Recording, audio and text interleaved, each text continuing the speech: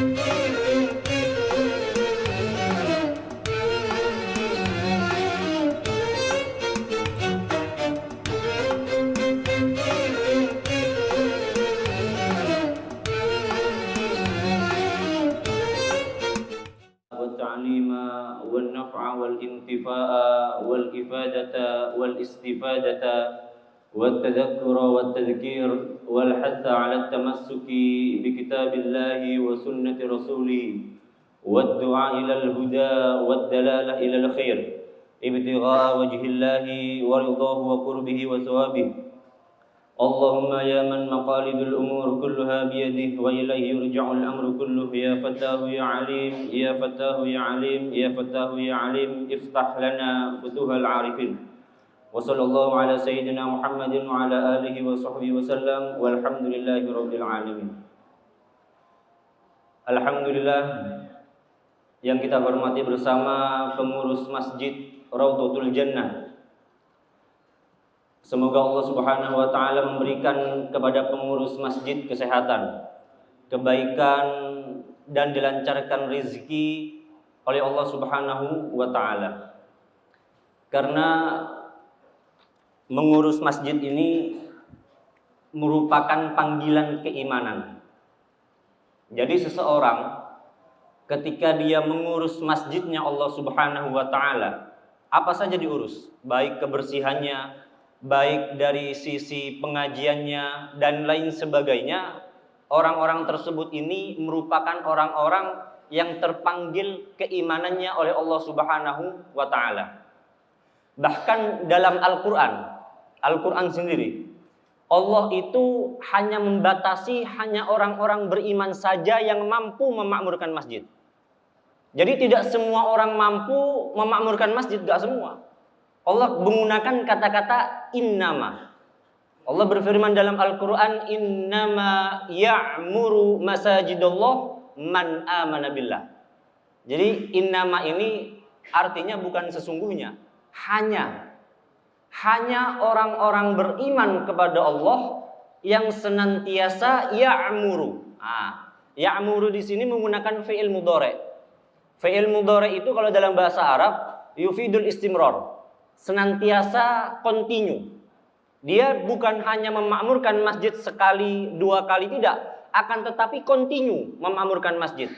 Ini adalah orang-orang beriman. Karena banyak orang-orang di luar sana yang mengaku beriman. Banyak. Mereka mengatakan ketika ditanya apakah engkau beriman kepada Allah? Tentu kami beriman kepada Allah. Akan tetapi ketika diajak untuk memakmurkan masjid Allah, mereka menolak.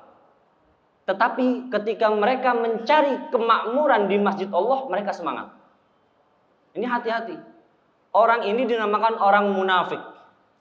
Orang munafik itu adalah orang ketika diajak untuk memakmurkan masjid Allah, mereka menolak. Ayo kita datang masjid, meramaikan masjid, supaya kita termasuk orang-orang yang memakmurkan masjid Allah. Mereka menolak. Oh enggak, saya capek, ada urusan keluarga. Bahkan dulu pada zaman Nabi, ketika Nabi Muhammad itu berperang dengan orang-orang kafir, ada panggilan perang. Nabi ini kan bersama sahabat sedikit jumlahnya. Otomatis Nabi memanggil sahabat yang lain. Ayo kita berperang. Apa dikatakan para orang-orang munafik? Syaghalatna amwaluna wa ahluna an dzikrillah. Orang-orang munafik itu mengatakan, "Oh Nabi, maaf. Kami disibukkan oleh keluarga kami. Kami disibukkan oleh urusan harta benda kami. Jadi kami gak bisa ikut berperang denganmu wahai Nabi." Nah, ini tanda orang-orang munafik. Yaitu orang-orang ketika diajak untuk berjuang di jalan Allah, mereka gak mau. Mereka lebih mau ketika selesai berperang, otomatis Nabi mendapatkan ghanimah, harta rampasan perang. Ketika Nabi mendapatkan harta rampasan perang, baru mereka datang. Tapi ketika disuruh untuk berperang, mereka gak mau. Nah, demikian juga orang-orang ketika diajak untuk memakmurkan masjid Allah, mereka tidak mau. Tapi ketika mencari kemakmuran di masjid, mereka mau. Ini namanya orang-orang munafik. Yaitu orang-orang munafik itu orang yang bermuka dua di hadapan Allah. Oleh sebab itu dalam bahasa Arab, lobang baju ini namanya naifak. Naifak, lobang baju dua. Kenapa? Karena ada dua lobang. Maka dinamakan orang Arab naifak namanya. Dan juga menariknya, infak. Ya, infak itu kan sedekah apa yang diberikan oleh kita kepada orang yang tidak mampu. Itu infak. Bahkan ada seorang ulama mengatakan, ketika hati kita terasa berat, susah untuk mengeluarkan harta yang kita punya, berat, aduh, kalau kita kasih ini gimana nanti keluarga saya? Bagaimana nanti uang saya habis? Susah, berat. Karena merasa berat memberikan uang yang kita miliki. Itu kalau ada orang yang berat untuk memberikan uang, itu kata ulama, di hatinya ada sifat munafik. Di hati orang tersebut ada sifat munafik yang mencegah orang tersebut untuk bersedekah. Kenapa? Karena begini, setiap kali kita mendapatkan gaji, uang dari kantor, dari pekerjaan kita, itu di uang yang kita dapati itu ada hak orang lain, bukan hak kita semua. Oh, ada yang mengatakan, ada siapa? Allah berkata. Allah berfirman, wa fi amwalihim hakun ma'lum. Di harta kalian semua ini, di harta kita semua, setiap kali kita mendapatkan gaji, pemasukan uang dari pekerjaan kita, apa yang dikatakan Allah? Hakun ma'lum. Di situ ada hak seseorang yang sudah diketahui. Untuk siapa? Lisail wal mahrum, untuk orang yang meminta, wal mahrum, dan orang yang nggak mau meminta. Dia minta itu malu. Contoh seperti santri. Santri itu walaupun nggak punya uang, santri itu Pak, waktu saya pesantren dulu, saya pesantren, masih sekarang masih pesantren di tempat guru saya Ustadz Fauzan, saya supirnya beliau. Jadi kalau kemana saya nyupirin beliau gitu. Karena beliau sekarang ada di Jawa Timur, di tempat guru beliau di Malang. Otomatis saya disuruh untuk menggantikan beliau. Sebenarnya hari ini pagi ini saya ke Bogor, ada acara MUI, mahasiswa MUI. Karena saya alhamdulillah S2 di MUI. Cuman karena perintah guru saya, isi. Baik, usah isi. Jadi balik lagi kepada pembahasan tadi. Ketika seseorang itu mendapatkan gaji, di harta uang tersebut itu ada hak dua orang. Ada hak orang-orang yang meminta dan ada hak orang-orang yang enggan meminta. Dia itu malu meminta. Di antaranya santri. Mereka itu beli kitab itu susah, Pak. Mereka beli kitab. Itu bahkan dulu saya di pesantren itu waktu di Pasuruan, saya mondok di Pasuruan itu di Dalua. Itu saya sebulan 100.000. Satu bulan. 100.000. Itu saya potong 50 beli kitab, 50 buat jajan. Itu sebulan, Pak. Kadang kalau habis duit, ya kita numpang makan sama temen, seperti itu. Lah kebanyakan santri begitu. Maka kalau kita ada orang santri dan berpotensi dia orang baik, belikan kitab. Untuk apa? Untuk dia belajar. Ini namanya sedekah jariyah. Jangan berat, karena kalau orang berat untuk menunaikan hartanya, maka di hati tersebut ada sifat munafik. Ada sifat munafik. Yang kita pelajarin sekarang, ini adalah satu kitab yang dikarang oleh seorang ulama yang bernama Al-Imam Al-Ghazali At-Tusi, seorang ulama yang mendapatkan gelar Hujjatul Islam. Hujjatul Islam itu di atasnya Al-Hafidh. Jadi kalau Al-Hafidh itu di kalangan pesantren, seseorang yang menghafalkan ribuan hadis itu Al-Hafidh. Tetapi kalau orang yang menghafalkan jutaan hadis itu mendapatkan gelar Hujjatul Islam. Dan orang Islam yang mendapatkan gelar Hujjatul Islam itu sedikit. Di antaranya beliau ini Al-Imam Al-Ghazali, yaitu yang bernama Muhammad bin Ahmad Al-Ghazali At-Tusi. Seorang ulama yang ahli berbagai fan ilmu. Di akhir hayat beliau menulis kitab yang fenomenal, sangat hebat sekali tulisan beliau yang bernama Ihya Ulumuddin, yaitu permasalahan yang berkaitan kepada hati. Nah, ini kitab yang kita pelajarin ini berkaitan kepada hati, Pak. Kepada hati kita. Ini contoh sedikit. Ada ulama mengatakan man tasawwafa wa lam yatafaqqah faqad tazandaqa. Orang kalau ahli fikih, dia pintar urusan fikih. Tapi kalau dalam urusan ilmu tasawuf, dia itu nggak bisa. Maka orang tersebut dikatakan zindik. Zindik itu adalah orang yang tadi, orang yang pura-pura beriman. Tetapi kalau ada orang tafaqqah, dia itu ahli fikih, wa lam yatasawwaf, tapi tidak pandai bertasawuf, maka orang tersebut faqad tafassaqa, orang tersebut fasik. Contoh sederhana begini. Kebanyakan orang ketika ada panggilan adzan, Allahu Akbar, otomatis dia datang ke masjid. Ya kan ya, datang ke masjid. Oh ada adzan, ayo kita datang ke masjid. Tujuan datang ke masjid ini ngapa? Ada orang datang ke masjid untuk menunaikan sholat, ada. Ada orang datang ke masjid untuk apa? Menggugurkan kewajiban sholat. Ayo ke masjid, ayo. Ngapain? Sholat, biar nanti sholat zuhur udah selesai. Nah, itu namanya menggugurkan kewajiban sholat. Tetapi ada orang yang sholat datang ke masjid, benar-benar membangun sholat itu Pak. Membangun sholat. Beda antara orang yang sholat dengan mendirikan sholat beda. Dalam Al-Quran, Allah itu mencela orang yang sholat. Allah katakan, fawailun lil musallin, celaka, kata Allah. Celaka orang yang sholat. Oh, kok bisa Pak? Bagaimana bisa orang sholat kok dinamakan celaka?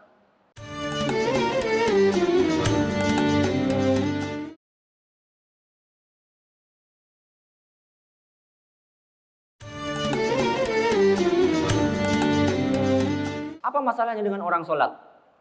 Ulama mengatakan fakam min musallin ma lahu min sholati. Berapa banyak orang yang sholat ma lahu min sholati. Sayang sekali dia tidak mendapatkan hakikat sholat. Siwa ru'yatul mihrabi warraf'i wal khafdi. Dia datang sholat itu cuman ruku, sujud, berdiri lagi. Tarahu ala suthil hasirati qa'iman. Kau melihat orang sholat tersebut itu dalam berdiri. Allahu Akbar, khusyuk. Sujud, ruku. Wa himmatuhu fis-suq. Tapi sayang, di hati orang tersebut itu di pasar. Dia sholat Allahu Akbar. Oh iya, bentar lagi belanja bagaimana ya? Oh iya, bentar lagi kerjaan ada meeting seperti ini. Oh iya, ada begini. Ini namanya, ini kata Allah, fawailun lil musallin. Celaka orang kalau ada hal begini. Celaka. Kenapa? Karena hatinya tidak dijaga. Dia sholat hanya menggugurkan kewajiban sholat. Bukan sholat karena menjemput panggilan Allah. Beda Pak. Orang mendatang sholat untuk menjemput panggilan Allah dengan sholat hanya karena apa? Menggugurkan kewajiban. Bahkan dalam Al-Quran, Allah katakan, Allah itu senang sekali memberikan perbandingan atau contoh. Allah katakan orang yang ketika sholat itu dalam keadaan malas, itu ada munafik. Ini Allah mengatakan. Allah katakan, sesungguhnya orang-orang yang menunaikan sholat, itu dalam Al-Quran, kusala bahasanya. Jadi orang yang menunaikan sholat, qamu ilas sholati qamu kusala. Orang yang datang sholat, akan tetapi sholat tersebut datang karena malas. Itu adalah orang munafik. Innal munafiqina yukhadi'una Allah wa huwa khadi'uhum. Sesungguhnya orang munafik, kata Al-Quran Pak, bukan kata Nabi, bukan kata Kiai. Allah mengatakan sendiri. Innal munafiqin, orang munafik kata Allah, yukhadi'una Allah. Mereka suka sekali menipu Allah. Menipu Allah itu di hadapan Allah dia beriman. Tetapi di hatinya dia tidak beriman. Fa idza qamu ilas shalah, orang munafik kalau sholat, orang munafik sholat juga Pak. Fa'idha qamu ila sholah, kalau orang munafik sholat, qamu kusala, sholatnya dalam keadaan malas. Jadi kalau kita sholat datang sholat, aduh males saya, dimarah. Itu ada tanda munafik. Makanya dulu waktu saya ngaji dengan orang tua saya, karena alhamdulillah orang tua saya juga bisa ngaji juga, ngajar kitab. Kalau saya datang ngaji, aduh males, marah orang tua saya Pak. Kenapa? Karena orang tua saya bilang jangan males. Karena malas itu tanda orang munafik. Orang munafik itu ketika diajak berjuang di jalan Allah, dia malas. Itu munafik. Ayo sholat, aduh males, terpaksa. Itu gak boleh Pak. Kalau bisa, walaupun kita lelah, itu ada semangat Pak. Ayo sholat, semangat kita semangat. Jangan sampai datang sholat, aduh sholat lagi. Nah ini bahaya. Ini ada tanda sifat munafik dalam hatinya. Orang munafik itu adalah orang yang memiliki dua wajah di hadapan Allah. Satu sisi dia beriman, satu sisi dia tidak beriman kepada Allah. Dalam artian dia beriman kepada Allah, tapi hatinya untuk orang lain. Hatinya untuk dunia. Ini namanya orang-orang munafik. Makanya dalam Al-Quran, Allah mencela orang-orang yang sholat. Tetapi dalam Al-Quran, Allah mengajarkan kita supaya kita menjadi Rabbi ja'alni muqimas sholah. Iqamatus sholah. Beda antara iqamatus sholah dengan musallin, beda. Iqamatus sholah itu menunaikan hak-hak sholat. Apa itu iqamah? Iqamah itu dari kata qimah, nilai. Jadi sholat itu bukan hanya kita datang sholat, selesai sholat pulang, enggak. Bukan begitu. Sholat itu harus ada nilai, Pak. Harus ada nilai. Contoh, setelah sholat kita maksiat, nah, itu dia enggak ada nilai sholat kita, Pak. Setelah sholat, apa? Kita merasa diri kita sombong. Itu bukan sholat kita, Pak. Itu kita dianggap sholat oleh Allah. Cuman kita dianggap menggugurkan kewajiban sholat. Kita enggak dianggap sholat, justru kita dicela. Sholat subuh. Biasanya santri itu malam-malam, itu bahaya penyakit hati santri, Pak, kadang. Allahu Akbar. Lihat teman tidur, itu merasa diri kita, wah, anak ini Masya Allah, anak sholat. Dia itu gak sholat. Ini bahaya, Pak. Dia itu gak sholat sebenarnya. Kenapa? Dia cuma menggugurkan kewajiban sholat, tetapi dia tidak menjadi iqamatus sholat, mendirikan bangunan-bangunan sholat. Kalau orang benar-benar muqimah sholat, mendirikan bangun sholat, Allahu Akbar. Dia tidak fokus kepada yang tidur. Dia hanya fokus kepada di hadapan Allah.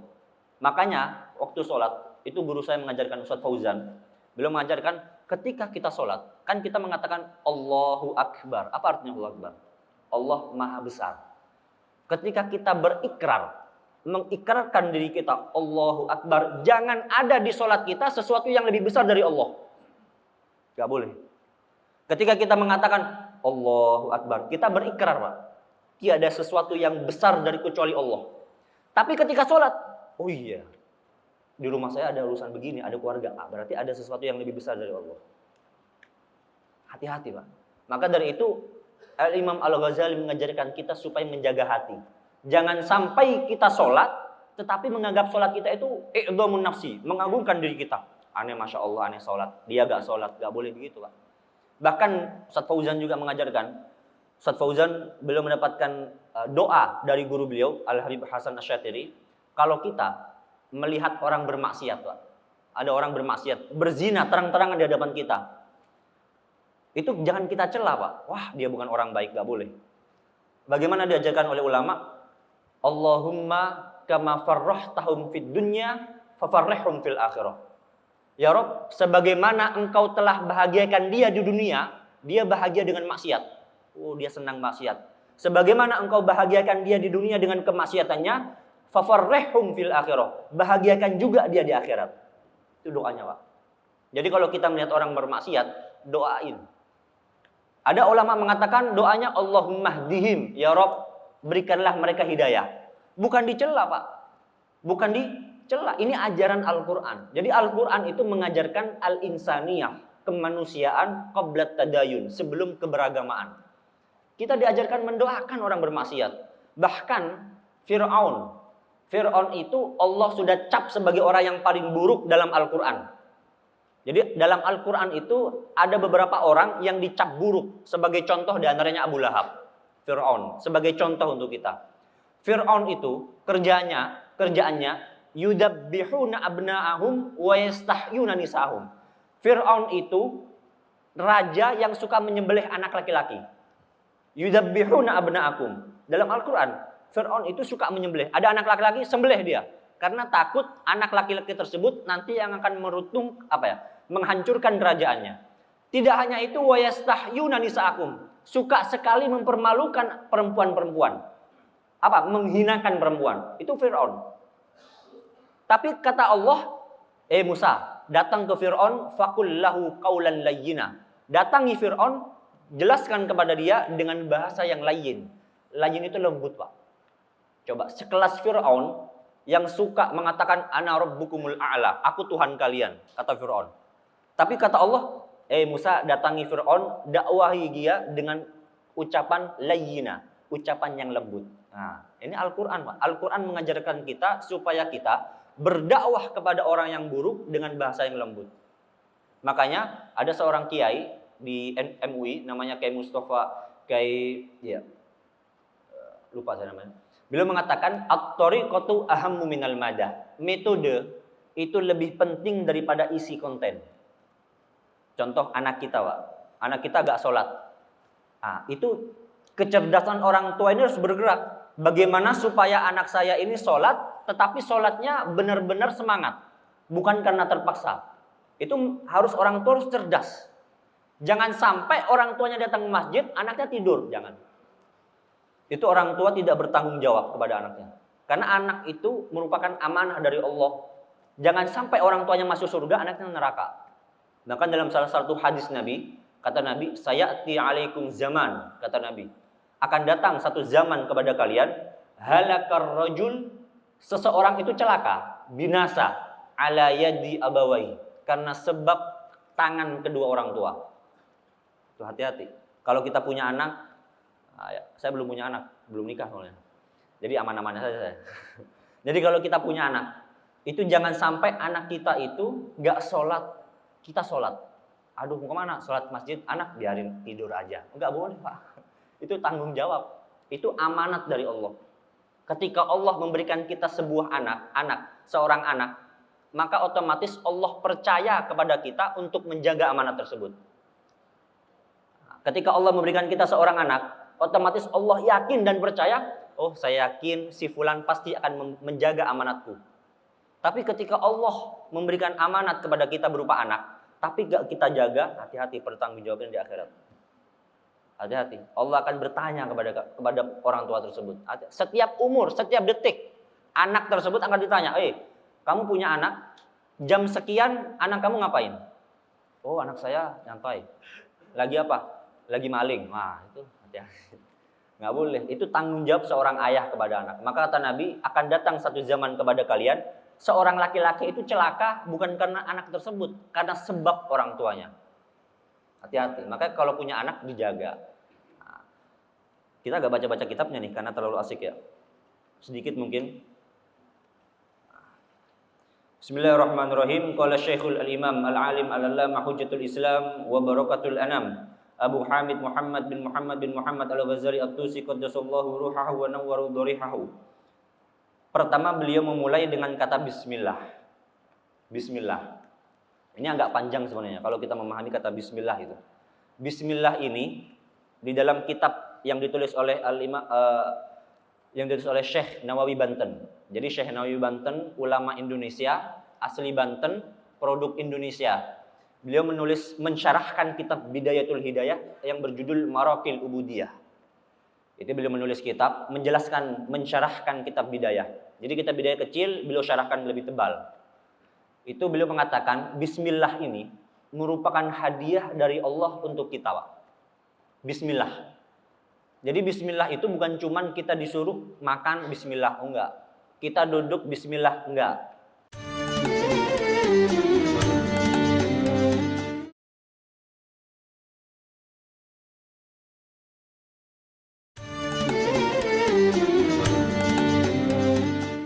Disebutkan di dalam kitab beliau, kalimatul basmalah itu ada 4. Kalimat bismillah ada 4. Pertama ada bismi, ada Allah, ada ar-Rahman, ada ar-Rahim. Ada 4. Yang mana 4 kalimat ini memiliki manfaat yang besar, Pak. Kita bedah satu-satu saja. Kata-kata bismi, ar-Rahman dengan ar-Rahim, ini merupakan menjelaskan sifat daripada Allah. Jadi Allah kan punya sifat 99 dalam Al-Quran. Akan tetapi yang disandingkan dalam basmalah itu 2. Ar-Rahman dengan Ar-Rahim. Apa perbedaan Ar-Rahman Ar-Rahim? Dalam Fathul Mu'in dijelaskan, kalau Ar-Rahman itu lebih ablagh, lebih luas daripada Ar-Rahim. Sifat yang hanya dimiliki Allah itu Ar-Rahman. Manusia gak boleh punya sifat Ar-Rahman. Dan tidak akan bisa manusia punya sifat Ar-Rahman, gak bisa. Kalau Ar-Rahim, manusia bisa. Contoh Nabi Muhammad. Nabi Muhammad sifatnya Rahim, bukan Rahman. Wa kana bil mu'minina rahima. Itu Nabi. Bukan wa kana bil mu'minina rahman, enggak. Nabi gak mampu sifatnya Rahman, gak mampu. Nabi sifatnya Rahim. Rahim dengan Rahman beda. Rahim itu begini, kalau ada orang berbuat baik sama kita, kita berbuat baik juga sama orang. Itu Rahim. Tapi kalau ada orang mencela kita, menghinakan kita, meludahi kita, tapi kita masih berbuat baik kepada orang tersebut, itu Rahman, Pak. Manusia gak ada yang bisa. Yang bisa hanya Allah. Berapa banyak orang di dunia bermaksiat di hadapan Allah, tapi Allah sayang sama dia. Itu Rahman, Pak. Manusia gak mampu.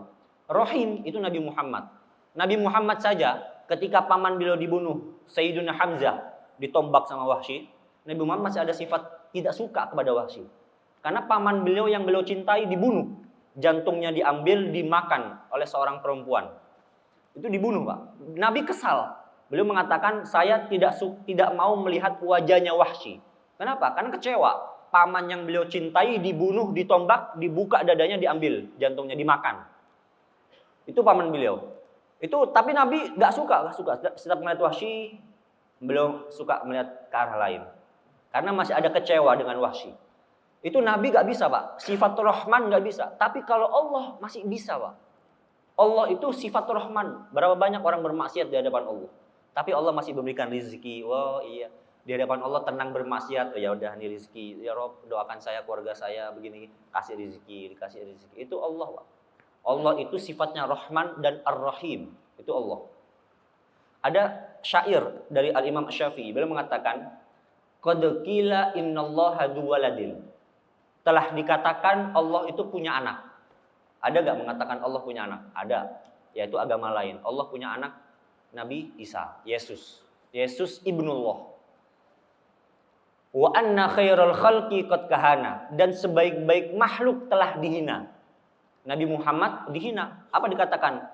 Nabi Muhammad tukang sihir. Nabi Muhammad apa? Tukang pembuat agama. Mengadu domba. Siapa yang mengatakan? Orang-orang kafir. Masalimallahu min bariyatih. Allah saja gak selamat dari makhluknya. Allah dihinakan oleh makhluknya. Aduh, saya gak yakin. Contoh sederhana, menghinakan Allah begini, Pak. Aduh, besok ini makan apa ya? Itu menghinakan Allah, Pak. Secara tidak langsung kita menghinakan Allah. Karena kita tidak yakin bahwasanya Allah yang menciptakan kita dan memberikan makan kita. Besok gimana ya? Jangan, Pak. Bismillah, udah jalan. Bahkan Habib Umar yang datang ke Indonesia sekarang, itu beliau punya utang 1 miliar. Dulu di pondoknya Habib Umar itu syahriyah, biaya bulanan itu sekitar 300.000. Kata guru-guru di Darul Mustafa, Habib ditambahkan supaya dapat menutupi utangnya 1 miliar. 1 miliar utangnya. Kemudian kata beliau, jangan. Turunkan syahriyahnya lagi. Yang awalnya $30 diturunkan $10. Coba. Setelah itu seminggu datang ada orang memberikan sumbangan 1 miliar kepada Habib Umar untuk pembangunan untuk pondok Habib Umar. Kenapa? Karena beliau yakin kepada Allah. Karena beliau tidak menggunakan matematika beliau. Kan manusia suka menggunakan matematika. Oh, ini besok sekian, besok sekian. Boleh, bagus. Memanajemen itu bagus. Manusia begini, Pak. Manusia itu lana tafkir wa tashmir. Manusia itu berpikir dan berusaha. Wallahu bitadbir wa takdir. Allah yang menentukan. Gak boleh manusia menentukan. Nanti kamu gede, kamu harus jadi kiai. Gak boleh. Sama saja kita menuduhkan posisi kita sebagai Tuhan. Tapi yang dikatakan orang tua, kamu berusaha. Kamu pasti bisa. Begitu. Jangan mengatakan kamu harus jadi gini. Gak boleh, Pak. Yang menentukan itu hanya Allah. Manusia fungsinya 2. At-tafkir wa tashmir. Berpikir dan berusaha. Gak boleh manusia menentukan, oh nanti kamu harus begini, gini, gini. Gak bisa. Kamu harus semangat. Itu manusia. Itu namanya menghinakan Allah Subhanahu wa ta'ala. Dengan apa? Tidak yakin bahwasanya ketentuan itu datang dari Allah Subhanahu wa ta'ala. Kemudian bismillah.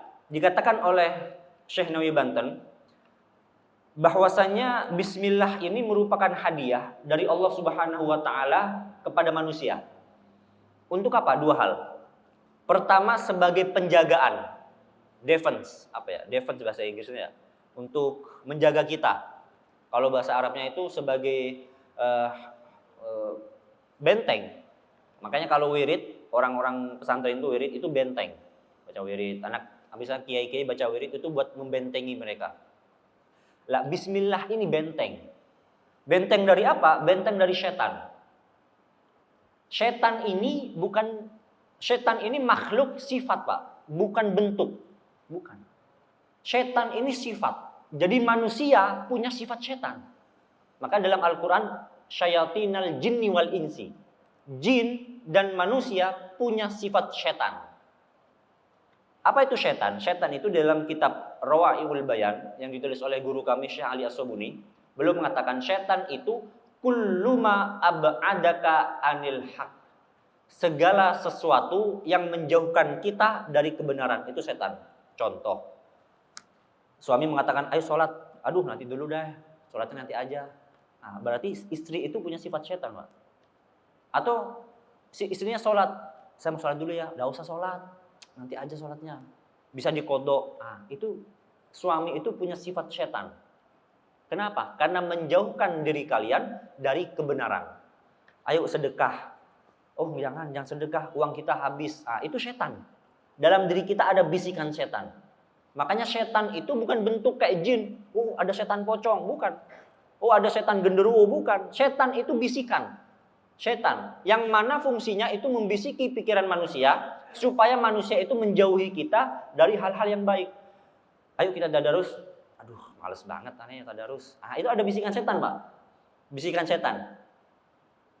Setan itu membisiki ketika iman kita lemah. Iman kita kan lemah. Jeret, dibisiki setan. Dihajar, jeret. Lah, bismillah ini fungsinya menjaga kita supaya terhindar dari bisikan setan. Karena setan itu mengganggu dari depan, belakang, kanan, dan kiri. Dijelaskan di dalam kitab Maraqil Ubudiyah. Setan itu datang kepada kita dari depan. Dari kanan, dari kiri, dari belakang. Gak bisa dari atas, gak bisa dari bawah. Gak bisa. Ada mengatakan dalam Al-Quran, ada dari bawah. Tapi kalau dari atas gak bisa. Kenapa? Karena kita doa itu ke atas. Karena turunnya rahmat itu dari atas. Bukan berarti Allah di atas, enggak. Bukan berarti Allah itu di atas. Allah itu tidak bersemayam di satu tempat, enggak. Kenapa? Karena Allah, kalau Allah bersemayam satu tempat, maka tempat tersebut lebih besar dari Allah. Nah, itu gambaran lebih tauhid sedikit. Jadi gitu. Jadi setan itu membisiki kita dari depan, dari kanan, dari kiri, dari belakang. Itu bisikan setan itu banyak. Metode-metode setan itu banyak kok. Maka dari itu, bismillah ini kata Syekh Nawawi Banten merupakan benteng kita supaya kita terhindar dari bisikan setan. Bagaimana caranya? Ada mengatakan ulama setiap selesai sholat membaca bismillah 313. Bismillahirrahmanirrahim. Bismillah. Makanya banyak-banyak wirid. Wirid itu benteng. Bismillah. Jangan apa ya? Jangan kita berat untuk beristighfar. Jangan, Pak. Ada ulama, saya mendengarkan ini dari guru saya juga, Ustaz Fauzan. Jangan sampai ketika kita berat untuk beristighfar, lidah kita, ayo istighfar, aduh nanti gampang istighfar, kan gitu kadang ya. Ayo sholat ke masjid, nanti aja sholat. Nggak salah, tapi bisa jadi Allah itu tidak mengizinkan kita untuk datang ke masjid. Bukan karena kita nggak mau, Pak. Ayo ke masjid, aduh enggak deh nanti aja. Bukan kita nggak mau, Allah nggak ngasih izin. Jangan kasih dia ke masjid. Bisa. Istighfar. Teman kita istighfar, kita nggak istighfar. Bisa jadi Allah mengharamkan lidah kita untuk beristighfar. Bisa jadi, Pak. Bisa jadi. Karena istighfar ini hidayah. Istighfar itu hidayah. Gak semua orang mampu beristighfar. Seperti gak semua orang mampu untuk pesantren. Gak bisa. Karena orang masuk pesantren itu hanya orang-orang terpilih.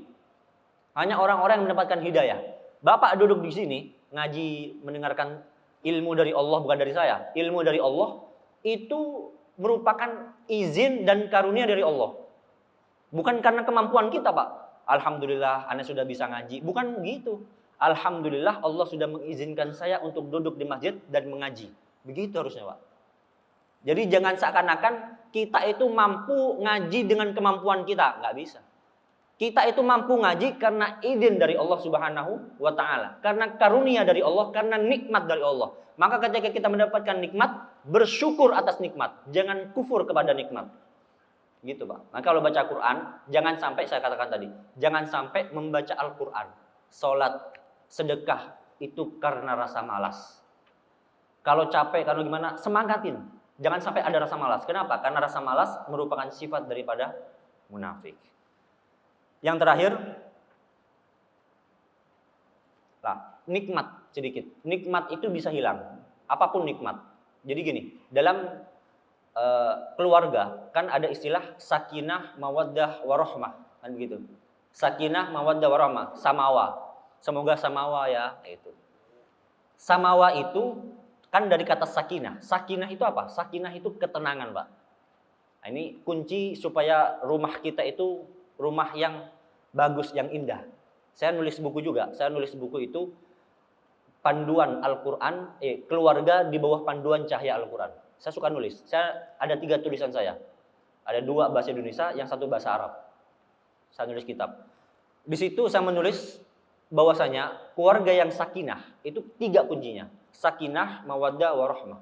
Pertama, Pak, Jangan mencari cinta dulu, jangan Pak. Intinya itu tenangkan keluarga kita. Kita masuk rumah harus ada sakinah, ketenangan. Jangan sampai kita masuk rumah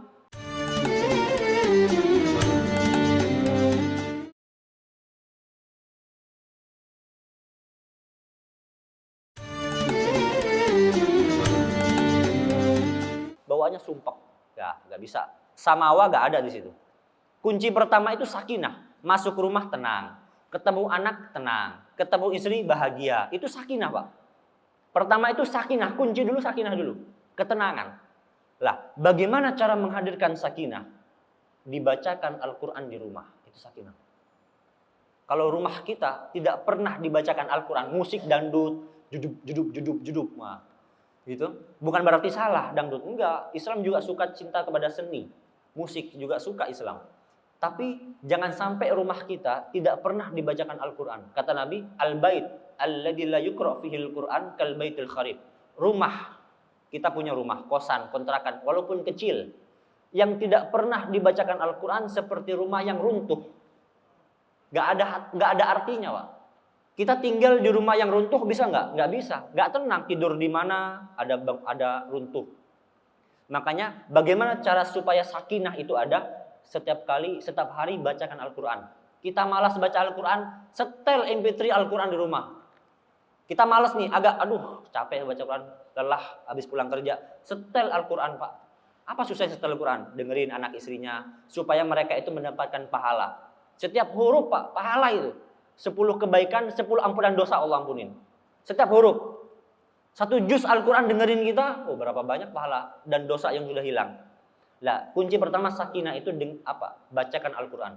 Kedua, kalau sakinah sudah ada, ketenangan udah ada, di situ ada namanya mawaddah, cinta. Gak mungkin ada cinta kalau nggak ada kenyamanan, kan begitu. Nyaman, cinta itu kan ada disebabkan kenapa? Karena nyaman, ketenangan. Hubungan antara suami dan istri nyaman. Otomatis ada cinta dan Allah turunkan cinta kepada keluarga tersebut. Lah, ketika Allah turunkan cinta, Allah berikan rahmat. Makanya samawa, sakinah, mawaddah, warahmah. Ada rahmat di situ. Ya. Cukup sekian yang bisa sampaikan. Mungkin di sini ada yang ingin bertanya. Insyaallah. Ada pertanyaan bagi para jemaah Ridwan atau Ahmad. Yang saya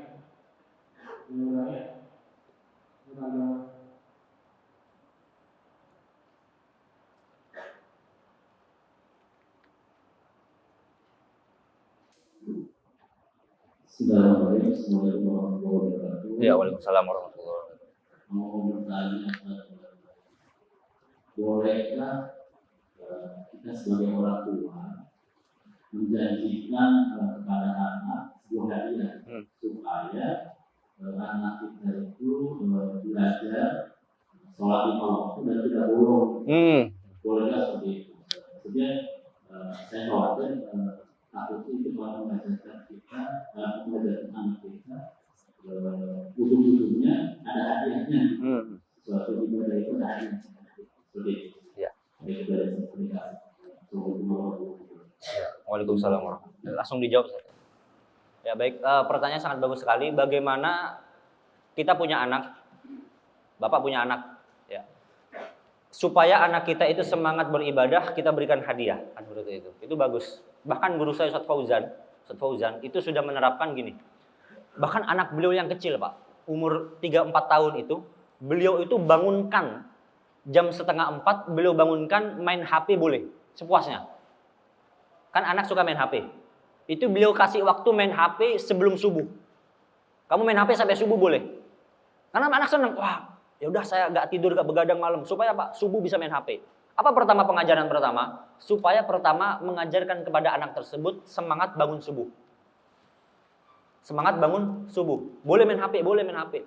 Bangunin dulu, bangunin main HP. Paksa dulu. Supaya apa? Supaya anak tersebut suka dalam kebaikan. Kalau tadi contohnya bagaimana kalau anak kita diberikan hadiah? Boleh. Pertama itu boleh. Untuk apa? Untuk pembelajaran. Untuk taklim, untuk ta'allum, pembelajaran. Seperti contoh saya di pesantren. Kalau nggak ngaji dipukul rotan. Begitu. Kalau nggak ngaji dipukul rotan. Jadi otomatis saya ngaji takut bukan karena pengen ngaji, karena takut rotan. Tapi pertama di situ apa ya? Untuk mempelajari kita, oh iya, jangan sampai kita takut karena rotan, tapi kita takut tidak mendapatkan ilmu. Gitu. Jadi pertama ajarkan gitu dulu. Nanti kalau kamu sholat 5 waktu, 1 bulan ayah belikan mainan ini. Itu boleh. Dibelikan beneran. Diberikan beneran. Mereka semangat, oh iya dapat mainan lagi. Saya sholat lagi, tambahin lagi porsinya. Setelah porsi 1 tambah lagi. Jangan porsi langsung 10. Jangan, pelan-pelan. 1 dulu. Dia kuat, mampu, istiqomah, tambah porsi lagi. Tak bagus lagi, tambah porsi lagi. Hadiahnya kasih lebih. Jangan takut miskin, Pak. Jangan takut habis duit untuk kebaikan. Jangan. Allah janji bakal ganti. Saya kalau beli kitab. Kitab itu kalau kitab gede itu puluhan juta, Pak. Puluhan juta. Itu. Cuman karena kita cinta sama ilmu, kita yakin kitab yang kita baca bermanfaat, Allah ganti. Kenapa? Karena uang kalau kita dalam Al-Quran, man ja'a bil hasanati falahu asyru amsaliyah. 1 kebaikan Allah balas 10. Gitu. Jadi jangan sampai ada pikiran kita, oh uang saya habis nanti mah kalau kita beliin buat mainan terus. Jangan. Demi kebaikan anak, supaya anak semangat dalam belajar. Jadi gitu. Jadi itu apa? Supaya ayo nanti kamu main. Pertama begitu dulu, buat pembelajaran. Oh iya.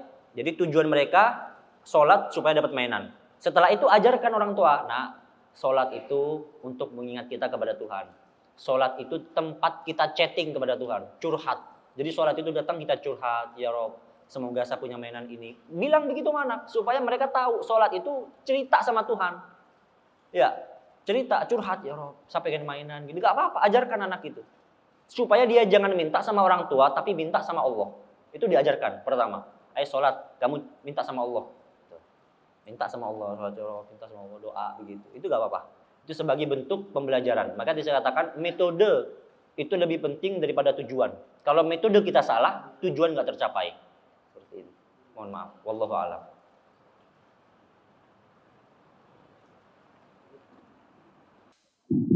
Terima kasih Ustaz ini berbeda dengan Imam Ghazali.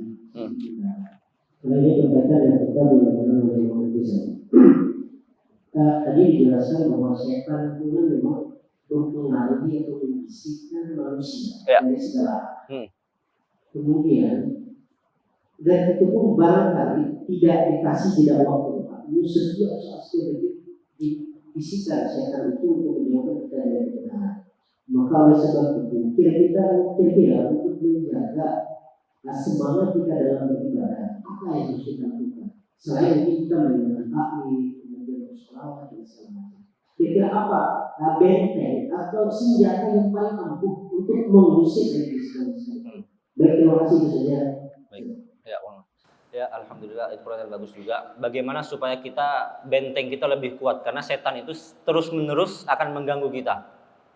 Jadi begini, ada 2 kuncinya. Pertama, sholat itu kan nikmat, Pak. Kalau kita sholat itu kita harus merasa nikmat. Itu sholat. Bagaimana supaya menjaga kenikmatan sholat? Ulama mengatakan, idza kunta fi ni'matin far'aha.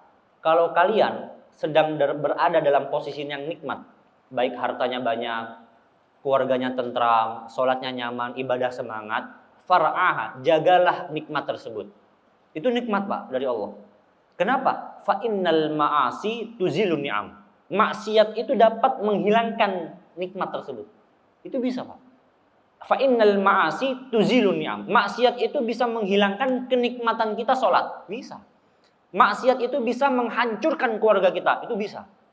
Makanya far'aha. Idza kunta fi ni'matin, kalau kalian berada dalam satu nikmat far'aha. Jaga nikmat tersebut. Fa innal ma'asi, maksiat itu tuzilun ni'am, menghilangkan nikmat. Yang pertama, yang kedua, dalam kitab Zubat dikatakan sebenarnya setan itu mengganggu orang-orang yang imannya lemah, Pak. Lagi lemah mereka ganggu. Tapi kalau imannya kuat, setan itu kalah. Justru setan itu yang ikut. Bisa jadi setan itu yang tidak terpengaruh. Itu biasanya orang-orang yang sudah berada dalam posisi yang tinggi. Seperti Habib Umar. Itu kalau beliau itu nggak pernah istirahat beliau itu ibadah, Pak. Istirahatnya beliau aja ibadah. Jadi setiap kali ada sesuatu yang maksiat beliau jaga. Itu iman beliau udah tinggi. Bagaimana supaya iman tersebut tinggi? Ulama mengatakan fakun minal imani fi mazidi. Maka tambahlah iman kalian supaya iman kalian itu bertambah dengan apa? Pertama, bikasrotis sholah. dengan memperbanyak sholat. Sholat itu silah, hubungan. Memperbanyak hubungan kita kepada Allah. Banyakin kita curhat sama Allah. Banyakin kita bangun malam sama Allah. Banyakin kita ibadah sama Allah. Bangun hubungan kepada Allah. Karena kalau kita punya hubungan kepada Allah, ada hablun, ada tali sama Allah, syaitan itu gak berani ganggu, Pak. Oh iya, dia sudah ada hubungan sama Allah, ada tali, dijaga sama Allah. Ini jangan diganggu. Gak bisa. Kalau ada hubungan, silah, ada hubungan. Makanya sholat itu namanya silah. Sholat itu tempat kita membangun hubungan kepada Allah.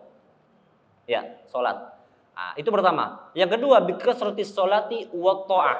Jaga ketaatan kita kepada Allah. Kita kan suka bermaksiat, Pak. Tapi sebaik-baik maksiat adalah kita suka bertobat.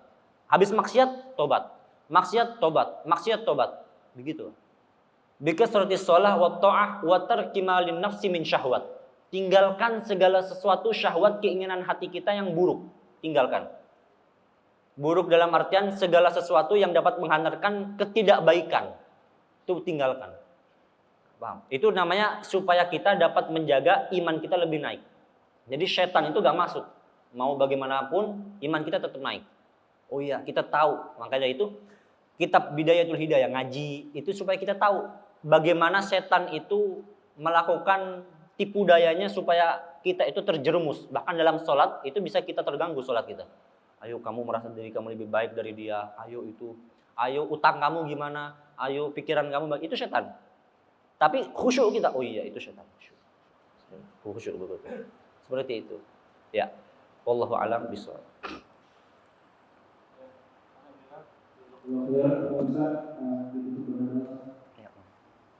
Bismillahirrahmanirrahim. Alhamdulillahirabbil alamin. Hamdan yuwaffi ni'amahu yukafi'u mazidah. Ya rabbana lakal hamdu kama yanbaghi li jalalika wajhika wa 'azimi sultanik. Allahumma shalli wa sallim ala sayyidina Muhammadin wa ala sayyidina Muhammad. Allahumma ij'alna min ahlil khair wa an tu'amilana mu'amalataka li ahlil khair wa an tahfadhna fi adyanina wa anfusina wa auladina wa ahlina wa ashabina wa ahbabina min kulli fitnatin wa bu'sin wa dhair. Innaka waliyyun kulli khair wa mutafaddilu bi kulli khair wa mu'ti kulli khair bi rahmatika ya arhamar rahimin. Allahumma ighfir lana wa liwalidina. Allahumma ighfir lana wa liwalidina. Allahumma ighfir lana wa liwalidina wa liauladina wa limasyayikhina fid din wa liman ahsana ilaina wa liman ahsana wastawsana bid du'a wa li jami'il muslimin wal muslimat wal mu'minin wal mu'minat al ahya'i minhum wal amwat.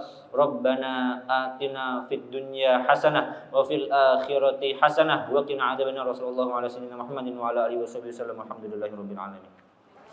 Menurut saya sangat menarik ya, karena kita membahas tentang kehidupan sehari-hari di mana sholat itu sangat penting dalam kita kerjakan gitu. Yaitu kajian yang dibahas yaitu Bismillah. Makna tentang Bismillah itu apa sendiri, dan Allah itu mempunyai sifat rahmah gitu. Sangat mudah dipahami. Menurut saya sesibuk-sibuknya kita tentang dunia, kita harus tetap sholat 5 waktu. Dan kalau bisa sholat itu dengan hati, yaitu kita tuh sholat itu fokusnya ke Allah bukan ke yang lain gitu.